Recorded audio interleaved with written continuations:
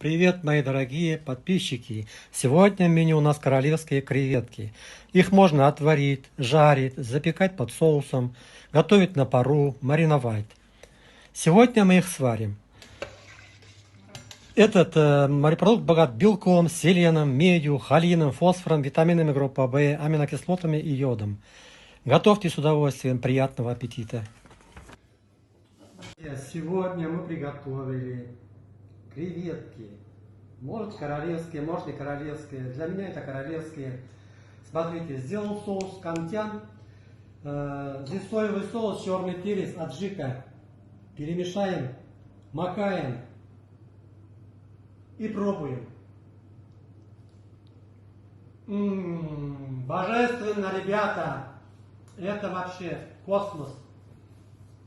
Супер! Хорошего вечера всем!